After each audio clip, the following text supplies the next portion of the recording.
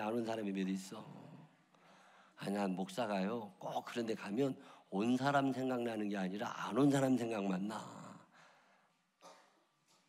앞으로 교회에 그런 행사 있을 때마다 참 장소도 좋고 준비를 얼마나 열심히 하셨는지 시간 가는 줄 모르고 이제 잘 지냈어요.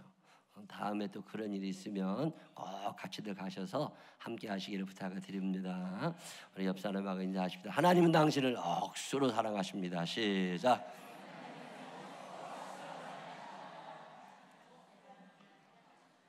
오늘은 레위라는 사람 얘기해 드릴게요. 레위. 성경에 보면 레위라는 사람이 여러 명 나오거든요. 구약 성경에도 레위라는 사람이 있고 신약 성경에도 레위라는 사람이 나오는데 오늘은 신약 성경에 나오는 레위라는 사람 이야기 여러분에게 해드리려고 합니다. 예수님께서 몸으로 이 땅에 오셔서 움직이시던 그때 그 유대 땅이죠. 그 땅을 이렇게 돌아다니실 때 레위라는 사람이 있었어요. 그는 직업이 세리였습니다. 요즘으로 세무공무원을 생각하시면 큰 오해입니다. 세리하고 세무공무원은 많이 달라요. 그 당시에 세리들은 어떤 할당제거든요. 로마라는 큰 나라가 이스라엘을 식민지로 삼아가지고 정복하고 있을 때예요. 로마가 세금을 걷어가야 되겠는데 이 세금이 얼마쯤 거치면 좋을까 하고 로마가 계산을 한 다음에 이스라엘의 세리들을 뽑습니다. 다 뽑아가지고서 할당을 줘요. 예를 들어서 레위라고 하는 세리에게 너는 목이 좋은 데 있으니까 너 여기서 우리 로마에 1억 원을 바쳐. 그러면 레위라는 세리가 예 알겠습니다 계약을 해요. 그 다음에 레위가 이제 그 여리고면 여리고 가버나움이면 가버나움 뭐 예루살렘이면 예루살렘 이런 큰 도시에 어느 한 모퉁이에 딱 자리를 잡은 다음에 거기서 지나가는 사람들에게 세금을 거둡니다. 요즘으로 주민세도 내야 되고 무슨 재산세도 내야 되고 통행세도 내야 되고 그러는 것처럼 세금을 다 걷어들이는데 그 세금 액수는 세리가 정하는 거예요. 참 좋은 법이죠. 나라가 정해주는 게 아니야. 내가 정하는 거야. 자, 그러면 내가 로마에 1억 원을 바치기로 계약을 했어요. 그럼 여러분 같으면 몇 퍼센트 마진? 30% 마진 붙이면 1억 3천 거두면 돼. 내가 그래도 곱절은 먹어야지. 그러면 2억 원 거두면 돼. 그것에 대해서는 아무도 얘기하지 않아. 그러면 세리가 세금을 딱 정해놓은 다음에 그걸 가지고 계속 걷어가지고 1억 원을 바치고 나머지는 자기가 갖는 거예요. 근데 이 사람들이 돈은 참 많습니다. 돈은 어마어마하게 많은데 뭐가 문제냐면 친구가 없어. 일제시대에 일본 사람 앞잡이가 돼가지고서 조선 사람들을 괴롭히던 사람들을 생각하시면 맞아요. 미스터 선샤인 봤어요? 거기 보면 그런 사람 나오잖아요. 그런 사람들 나와가지고 조선 사람들을 괴롭히던 조선 사람, 그게 세리들이에요. 레위라는 사람은 어렸을 때부터 그 동네에서 살았을지 모르지만 세리가 된 순간 모든 동네 사람들에게 원수가 되는 사람이에요. 돈을 어마어마하게 걷어가는 사람. 돈은 있는데 친구가 없어. 과거와 현재는 있는데 미래가 상당히 불안한 사람들이 이 세리들입니다. 이 레위라는 사람이 어떤 한계를 느끼지 않았겠습니까? 먹고 살만은 해요. 돈은 있지만 외로워지고 친구 없고 답답하고 속상하고. 신앙생활을 하다 보면 어떤 한계를 느끼는 사람들이 있습니다. 여러분 그런 날 없으셨어요? 내가 이렇게 계속 살아도 되나? 아니면 내가 지금 잘 믿고 있나? 레위라는 사람이 하나님을 모르는 사람 아닙니다. 유대인들 하나님을 다 알아요. 근데 그 말씀대로 살지 못하는 것 때문에 양심이 괴로운 사람들, 그게 레위예요. 여러분 신앙생활 하면서 양심이 괴로워 본 적 없으세요? 내가 이래서는 안 되는데. 지금 레위가 그런 사람입니다. 다시 좀 행복해지고 싶었어요. 돈은 좀 없어도 괜찮은데 옛날처럼 행복하게 살고 싶어요. 그런 마음이 꽉꽉 차가던 어느 날 예수님이라는 사람의 이야기를 듣게 됩니다. 예수님이 오셨다는데 그분은 구약 성경에 예언해 놓은 어떤 선지자시라는데, 메시아시라는데, 그분이 병도 잘 고쳐주신다는데, 그분이 마음을 위로하신다는데, 그분이 귀신을 쫓아내 주신다는데, 그분을 만난 사람들이 참 행복해졌다는데 나도 그분을 좀 만날 수 있을까? 그러던 어느 날 레위가 일하는 세관 앞에 예수님이 나타나시게 됩니다. 그리고 예수님이 오셔서 자기가 보는 눈앞에서 어렸을 때부터 장애를 앓고 있던 사람들의 병도 고쳐주시고 저들의 마음을 치료하시고 하나님의 말씀을 전해주시고 귀신을 쫓아내주시고, 이런 광경을 레위가 목격하면서 얼마나 많이 긴장하고 놀라고 있었겠어요. 그런 레위에게 예수님이 찾아오셔서 한마디 던지십니다. 혹시 너 나랑 같이 이 여행을 떠나고 싶지 않으냐고, 나랑 같이 살고 싶지 않으냐고. 그때 레위가 오랜 세월의 고민을 털고 어마어마한 결심 하나를 합니다. 그게 뭐예요? 이제 그만두자는 거예요. 이제 돈은 좀 벌었지만 불행한 내 인생 그만두자. 떵떵거리고는 살아갈 수 있지만 외로운 내 인생 그만두자. 그리고 어떤 삶의 변화를 결단하게 됩니다. 그날 밤 그는 자기 집에서 큰 잔치를 엽니다. 자기를 아는 사람들 다 초청해가지고 실컷 배불리 먹여줘요. 그 어마어마한 돈을 다 풀어놓습니다. 그리고 얘기하지요. 나 이제 이런 거 그만 모을래. 너네들 다 가져. 그리고서 다 때려치고 빈손으로 예수님을 따라 나섭니다. 그 레위가 예수를 만난 다음에 한 첫 번째 일이 이름을 바꾸는 일이에요. 나 그동안 레위라고 이름 지어졌었는데 나 이름 바꿀래. 내 이름 이제 마태. 이름을 바꾸어요. 유대인들에게 이름은 인격, 삶의 모양이거든요. 내가 이제는 마태로 살 거라고. 마태라는 말의 뜻은 하나님의 선물이라는 뜻이에요. 그동안 내가 하나님의 선물로 생명을 받았고 재산을 받았고 건강을 받았고 외모를 받았고 다 하나님이 주셨는데 그동안 하나님이 주신 거 잊어버리고 살았지만 나 이제 하나님이 주신 거 기억하고 살래. 그리고 자기 이름을 마태라고 바꿉니다. 마태라고 바꾼 후에 그의 삶에 어마어마한 변화가 일어나기 시작합니다. 세상을 닮아가던 그가 예수님을 따라다니면서 예수님을 닮아갑니다. 예수님의 말씀을 듣습니다. 어떤 한계를 느껴본 사람이잖아요. 변화가 쉬웠습니다. 예수님의 인생을 닮아가면서 그는 많은 감동을 했고 어느 날 예수님의 죽음을 목격하게 되고 그분의 부활, 그분의 승천을 바라다 보면서 그는 예루살렘에 남아서 예수님의 뜻에 따라 기도하던 사람이 됩니다. 그가 기도하고 열심히 말씀을 전하러 다니던 어느 날 그는 엄청난 결심 하나를 합니다. 내가 예수님의 선물을 받고 레위가 변화의 마태가 됐는데 이 땅에 나 같은 사람이 많지 않을까? 어떤 한계를 느끼는 사람들, 답답한 사람들, 이 틀을 벗어나고 싶은 사람들, 경제적으로 궁핍한 것도 있지만 경제적으로 여유가 있어도 마음에 고민이 많은 사람들, 그들에게 예수님을 소개해주고 싶다. 근데 내 발로 돌아다니는 건 한계가 있으니까 책을 한 권 써볼까? 그래서 그가 쓴 책이 마태복음이라는 책이에요.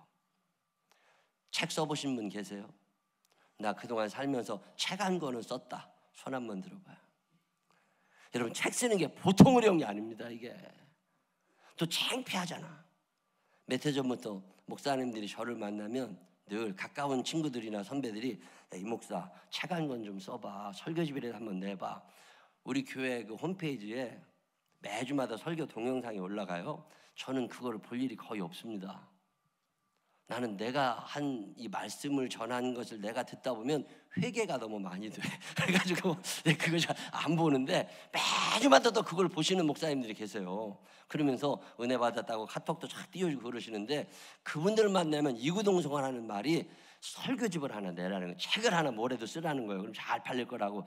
나도 안 사. 근데 그걸 누가 사냐고. 내가 우리 교인들에게 책을 이렇게 권해보고 책을 갖다 놔보면 아무리 유명한 사람이 쓴 책도 100권 이상 팔리는 적이 없어.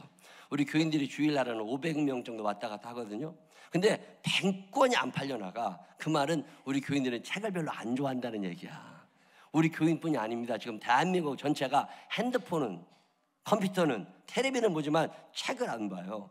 이 책이 안 읽혀지는 시대에 무슨 책을 또 쓰냐고 괜히 쓰레기나 하나 만들지 모르니까 안 쓴다고. 그리고 안 쓰는데 얼마 전에 우리 만방학교의 최하진 선교사님이 저한테 목사님 원고 좀 달라고 책을 좀 만들게. 왜 그러시냐고 그러니까 파워나지움 재단에서 만방학교를 운영하는 파워나지움 재단에서 나무와 가지라는 출판사를 만들었어요. 거기에서 책을 좀 몇 권 내려고 그러는데 목사님 책을 한 권 내려고 그러니까 원고로 좀 보내시라고. 내가 그 책 낼 만한 그런 게 없다고 그랬더니 목사님이 원고만 보내시면 책을 작품으로 만드는 건 자기들이 할 일이니까 목사님은 걱정하실 일이 아니고 원고만 주면 된다고. 그러더니 진짜 지난주에 작가 한 분을 데리고 오셨어요. 그러더니 인양반이 목사님의 글을 멋있게 문입혀가지고 다 만들어줄 사람이니까 목사님은 그냥 생생하게 원고만 넘겨주면 연말이나 내년 초에 책 한 권 만들어 올 거니까 그렇게 하려고 원고를 달라고. 여러분, 책 한 권 만드는 게 쉬운 게 아니에요. 지금처럼 컴퓨터로 하는 시대도 쉬운 게 아닌데 그 옛날에 참고도도 한 권도 없이 양의 피에다가 뼈를 찍어가지고 글을 쓰는 거예요. 종이도 아니잖아요. 양피지 얇게 벗겨가지고 거기다가, 이거 쉬운 일 아닙니다. 근데 마태라는 사람은 하나님께 받은 은혜가 너무 크고 이걸 어떻게든지 보답하고 싶어서 사명감을 가지고 이 글을 써내려갑니다. 이때 마태가 써는 글이 마태복음이라는 책으로 우리 앞에 나와 있는 건데, 이 마태복음을 쓸 때 마태의 머릿속에 들어있던 어떤 악당 같은 사람들이 있었어요. 그 사람들이 누구냐면 바리새인, 서기관, 대제사장, 이렇게 요약되는 사람들입니다. 이 사람들은 요즘으로 말하면 정치 지도자들, 종교 지도자들, 아니면 공부 많이 한 학자들, 뭐 이런 사람들이에요. 이 사람들이 교회 안 다니는 게 아니에요. 교회는 나와 앉아있어. 52주 주일 성수합니다. 예배도 많이 드리는 사람들이에요. 근데 그들의 삶의 모양이 하나님을 닮지 않은 거예요. 하나님께서는 하나님을 사랑하고 이웃을 사랑해야 돼. 네가 행복하려고 하지 말고 너 때문에 행복한 사람들이 많아져야 돼. 이런 말씀을 하시는데, 바리새인들은 다른 사람을 다 힘들게 하더라도 내가 행복해야 돼. 내가 복받아야 돼. 이게. 예수님께서 바리새인들을 어마어마하게 혼내십니다. 겉모양으로 봐서는 괜찮아. 폼은 나는데 내용이 없어. 너희가 몸은 나와 있지만 마음은 내게서 멀어져 있구나. 이거를 탄식하시던 분이 예수님이시거든요. 이런 얘기를 쭉 예수님이 많이 하시는데, 마태라는 사람이 마태복음을 써내려가면서 예수님께 욕먹었던 사람들의 이야기를 쫙 모읍니다. 그래서 모아가지고 마태복음 21장 이후에 쫙 적어놓는데, 거기에 보면 직설법은 잘 못 쓰셔요. 반발이 너무 심하니까 비유를 들어서 하나하나 설명해 주시는 게 마태복음 21장 이후에 나옵니다. 한번 읽어보실까요? 마태복음 21장 28절로 31절 시작. 그러나 너희 생각에는 어떠하냐? 어떤 사람에게 두 아들이 있는데 몇 아들에게 가서 이르되 오늘 포도원에 가서 일하라 하니 대답하여 이르되 아버지 가겠나이다 하더니 가지 아니하고, 둘째 아들에게 가서 또 그와 같이 말하니 대답하여 이르되 실소이다 하였다가 그 후에 뉘치고 갔으니 그 둘 중에 누가 아버지의 뜻대로 하였느냐? 이르되 둘째 아들이니이다. 예수께서 그들에게 이르시되 내가 진실로 너희에게 이르노니 세리들과 창녀들이 너희보다 먼저 하나님의 나라에 들어가리라. 아멘. 이게 무슨 말씀이냐면요, 아버지가 두 아들에게 야 오늘 너네들 포도원에 가서 일해야 돼 이렇게 얘기를 했는데, 아버지의 말씀을 듣고 큰아들이 예 알겠습니다 그리고 안 갔고, 둘째 아들은 제가 바빠서 잘 못 갈 것 같은데 라고 얘기했지만 나중에는 갔다는 거예요. 그러면서 예수님께서 두 아들 중에 어떤 아들이 참 아들이겠느냐, 아버지의 말씀을 들은 아들이겠느냐, 이런 얘기를 하시면서 무슨 얘기를 하느냐면, 말은 바리새인들이 잘했다는 거예요. 서기관이나 대제사장이 말로는 다 한다는 거예요. 근데 몸이 따라오지를 않는다는 거예요. 그러면서 그들은 결국 하나님의 나라에 들어가지 못할 거다. 그러면서 그들을 비난을 하십니다. 왜 그런 생활을 하게 되느냐면, 내가 내 인생의 주인이라고 착각하기 시작한 거예요. 여러분, 교회 오래 다니다 보면 스스로 믿음 좋다고 생각하는 거 아세요?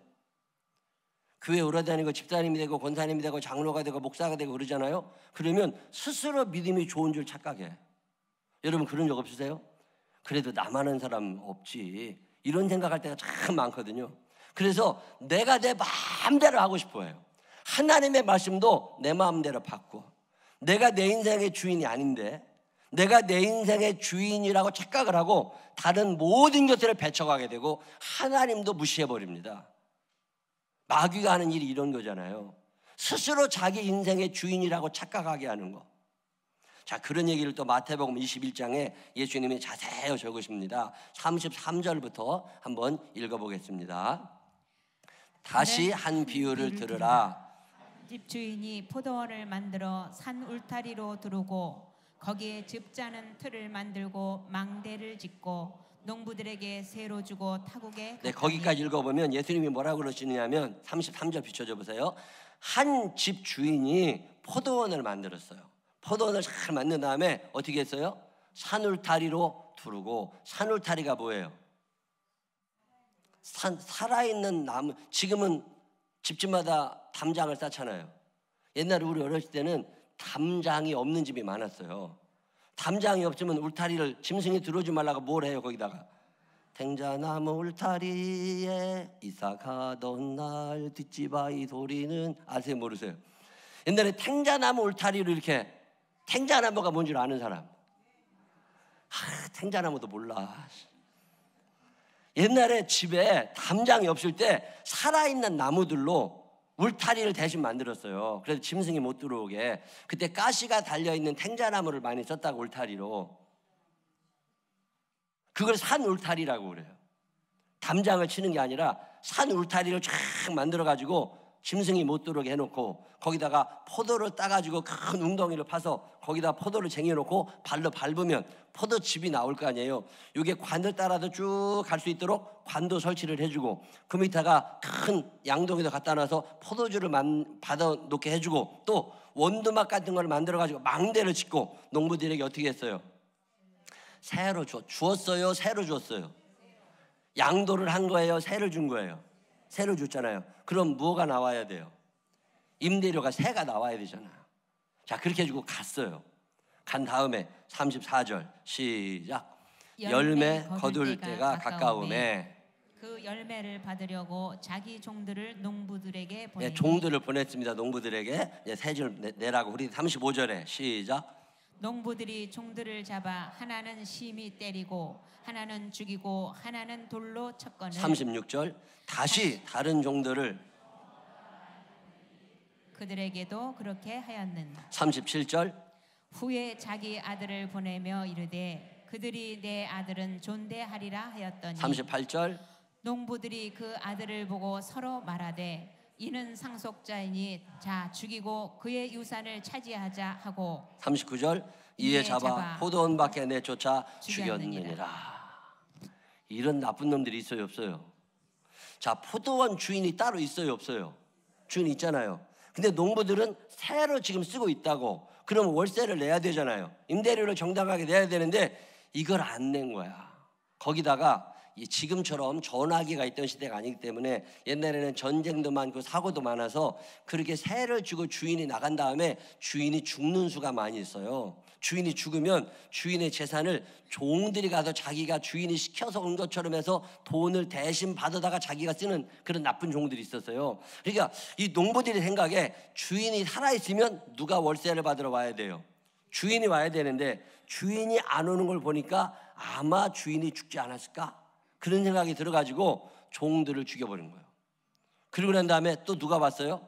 아들이 왔더니 아들도 죽여버렸어. 그럼 이게 다 누구 거예요? 이제 내 거지. 원래 이게 자기 거예요? 아니에요? 자기 게 아니야. 자기는 새를 사는 사람인데 주인을 죽이고 자기가 주인인 것처럼 살아가고 싶은 사람들. 우리의 생명이 하나님의 것임이 인정되시는 분들만 아멘 한번 해보세요. 모든 것이 주께로부터 왔으니, 모든 것이 다 하나님께로부터 왔기 때문에 내 인생은 내가 주인이 아니라 하나님이 내 인생의 주인이심이 믿어지시는 분들만 아멘 한번 해보세요. 근데 농부들은 이 생각을 안 한 거예요. 지금 바리새인들이, 서기관들이, 대제사장들이 무슨 생각을 한 거냐면 하나님의 이름을 빌어서 열심히 제사는 드리는 것 같지만 사실 내 마음으로는 내가 내 인생의 주인인 거예요. 하나님이 보내주시는 종들, 선지자들의 이야기를 듣지 않아요. 하나님의 보내시는 아들 예수 그리스도를 잡아 죽입니다. 그리고 내가 내 인생의 주인이 되어 살고 싶은 사람들입니다. 교회는 나오는 거예요. 근데 하나님의 말씀은 안 들어. 예배는 드려. 그런데 하나님의 뜻대로 살고 싶은 마음은 없어. 일단 내 편한 대로 살아야 돼. 지금 내가 살고 있는 이것에 대해서 누구라도 딴소리하면 내가 못 견뎌.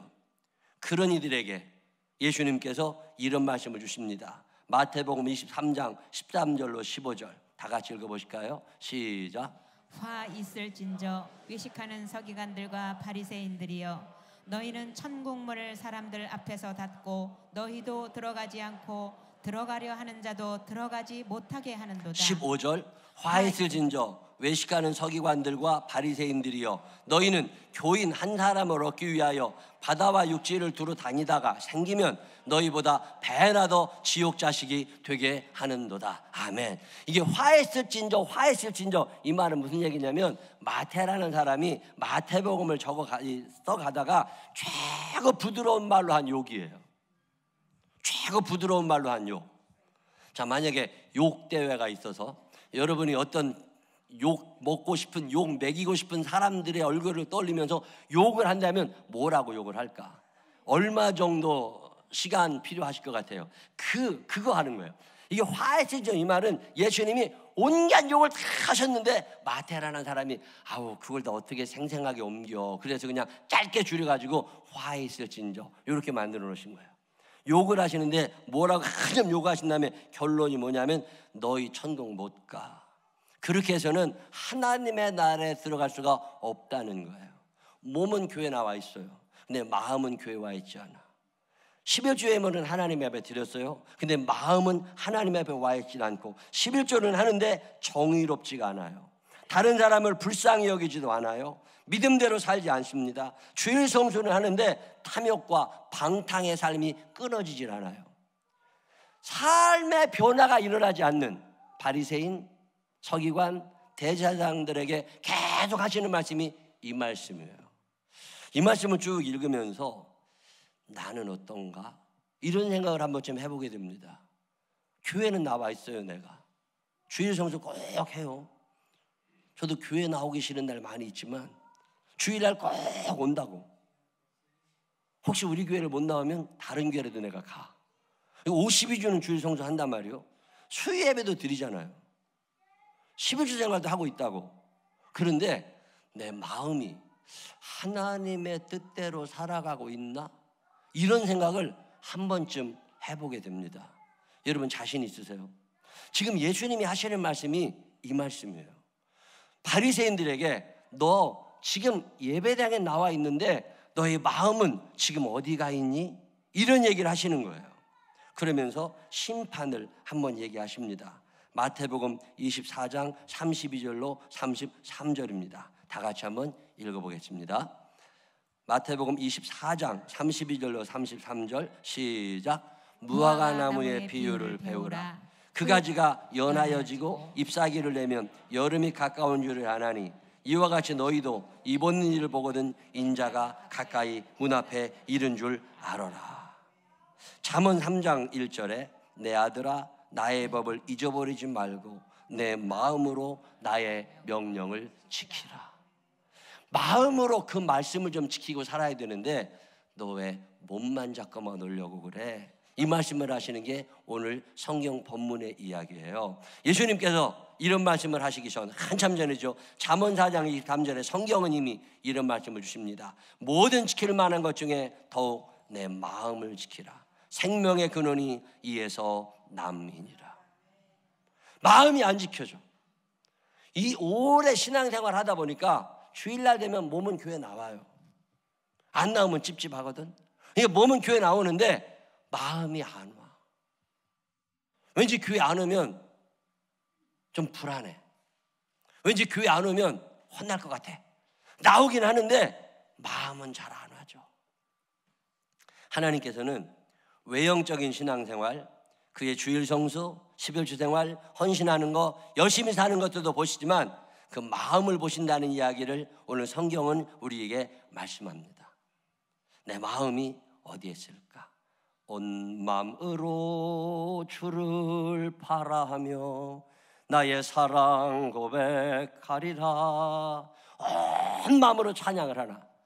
똑같이 찬양을 하지만 온 마음을 다해 찬양하는 사람의 찬양과 그냥 서 있는 사람의 찬양은 다를 거잖아요.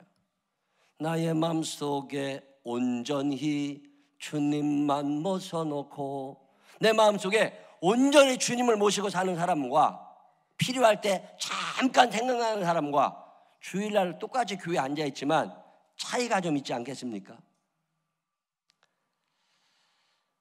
성경에 보면 마음을 잘 지킨 사람들의 이야기가 나옵니다. 다니엘 같은 사람이죠. 밥을 먹는데 하나님께서 먹지 말라고 한 음식이 올라온 거예요. 그거 아무도 몰라. 내가 먹었다고 그래서 문제될 거 하나도 없어. 다른 사람들은 뭐라고 하지 않아. 단지 내 양심이 괴로운 거야. 그때 다니엘이라는 사람은 마음을 지킵니다. 그래도 내 마음이 편해야지. 하나님이 원하시는 대로 살아야지. 그리고 조금 손해가 있다 할지라도 하나님의 뜻을 선택해요. 그게 마음을 지킨 거예요. 솔로몬이라는 사람은 그 많은 은혜와 축복을 받고 살면서도 마음이 안 지켜져요. 유혹에 넘어가 버립니다. 그냥. 돈에 대해서도 마찬가지죠. 그게 참 어려워요. 돈 앞에서 내 마음 지키기가 참 어려워요. 얼마 전에 내 친구들 만나서 이런저런 얘기하는데 모이면 돈 얘기밖에 안 해요. 고등학교 친구들은 다 돈 얘기야. 누가 어디다 얼마 투자했는데 얼마 벌었대더라. 누가 뭐 어떻게 해서 망했대더라. 맨날 그 얘기를 하는데 가만히 얘기를 들어보면요, 더 가지고 싶은 사람들은 많아도 적게 가지고 싶은 사람은 하나도 없어. 자, 여러분은 어때요? 더 가지고 싶어요? 적게 가지고 싶어요? 달팽이라는 놈은 너무 짐이 무거우면 죽게 돼 있거든요. 내 사이즈에 딱 맞는 집이면 충분한 건데 이게 자꾸만 커지고 싶어. 커지다 보면 결국에는 망하는 거거든요. 이런저런 얘기를 하는데 돈 얘기를 그렇게 많이 해서 내가 얘기했어요. 야, 그 지금도 돈이 많은데 쓸 거 다 있고 노후 대책도 다 세워져 있고 집도 있고 뭐 별장도 다 있는데 뭐가 더 필요해 그렇게 돈을 더 많이 벌으려고 그러냐고 그랬더니 나보고 하는 말이 너는 있어 본 적이 없어서 그 마음 모른대. 나 그 얘기가 딱 마음에 와닿아. 있어 본 적이 없던 사람은요, 그게 있으면 불안해. 차라리 그지들이 배속이 편한 거예요. 있는 사람은요, 지키기가 보통 힘든 게 아니고 이거 늘리기는 더 어렵대. 그러면 관두지. 근데 그게 안 된다네. 돈 앞에 마음 지키기가 참 어려워요. 자, 여러분 어떠세요? 있어 본 적이 없는 사람은 그 마음 몰라. 남들 뭐 1,000억 가진 사람이 1,100억 가지려고 뭐 했다고 요구하지 말라니까. 1,000억 있어 보기 전에는 말도 하지 마라. 이게 참 마음 지킨다는 게 보통 어려운 게 아니에요. 살면서 미워하는 마음을 정리하는 게 쉽지 않습니다. 이 미운 사람이 하나씩 있거든요. 이 미운 걸 정리를 다 물을 지킬 만한 것보다 내 마음을 지키라고 그러는데 이 미워하는 마음이 안 지켜져. 보기만 하면 꼴보기 싫은 걸 어떡해. 그런 것들이 있어요, 없어요? 많지. 하나 있으면 다행이지. 이게 마음이 안 지켜져, 마음이. 그래서 우리가 늘 기도하는 게 성령님 도와주세요. 내 능력을 이게 참 안 됩니다. 나도 지키고 싶다니까. 근데 안 지켜져요. 여러분, 돈 앞에서 마음 지키고 어떤 승부 앞에서 마음 지키고 외모 앞에서 마음 지키고 미워하는 사람 앞에서 마음 지키는 거 쉽지 않습니다. 겉모양은 번지르하다니까. 근데 이게 안 지켜져요. 예수를 믿는다는 것은 어떤 변화를 말해요. 레위라는 사람은 예수를 만난 후에 변화가 일어난 거야. 이 변화가 하나님 사랑, 이웃 사랑이라는 방향으로 나타난 거고, 내가 하나님 사랑, 이웃 사랑하며 사는 동안 나 때문에 누군가 행복한 사람이 생긴 거예요. 제가 얼마 전에 어떤 분에게 그런 얘기 물어봤습니다. 집사님 때문에 행복한 사람 몇 명이나 돼? 자, 옆 사람 손을 꼭 붙잡고 집사님 때문에 행복한 사람 몇 명이나 돼? 시작.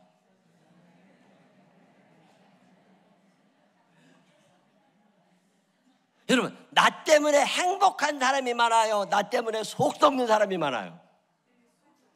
에? 나 때문에 속 썩는 사람이 많은 것 같은 사람 손 들어보라고 못해. 이거 창피하니까. 나 때문에 행복한 사람이 많을 거라는 사람 손 들어보라면 또 거짓말하게 돼. 나 때문에 행복한 사람. 예수를 믿는다는 건 바리새인이 아니에요. 바리새인이 아니라 참으로 예수를 믿는다는 건 나 때문에 행복한 사람이 늘어나는 사람이에요. 만약에 나 때문에 행복한 사람이 거의 없어요.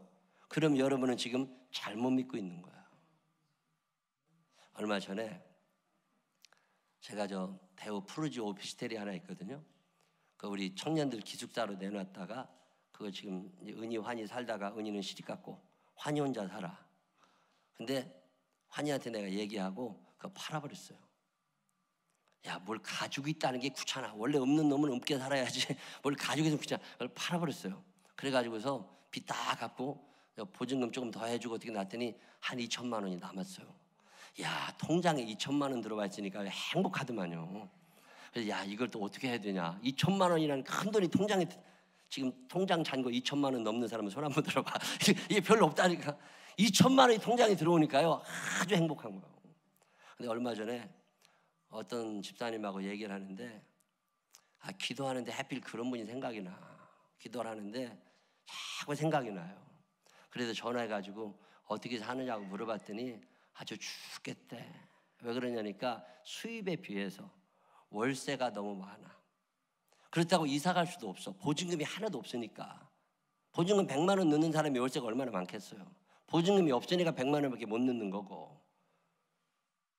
그 월세가 커가지고 생활이 안 된대요. 그리고 주일날도 예배를 빠듯이 드립니다. 월화수목금 일해야 되고 토요일 일을 또 다른 직장에 가서 일을 해야 돼. 투잡. 그러지 않으면 못 살 만큼 힘들어진 거예요. 그래가지고서 이렇게 저렇게 알아봤더니 그 집을 전세로 바꿔주면 월세를 안 내도 되겠어. 그래서 우리 김문수 집사님이 애써가지고서 그 집 주인을 설득해서 월세를 전세로 바꾸려고. 월세를 전세로 바꿔놓으니까 좋긴 한데 그분 이름으로 대출이 전혀 안 되더만.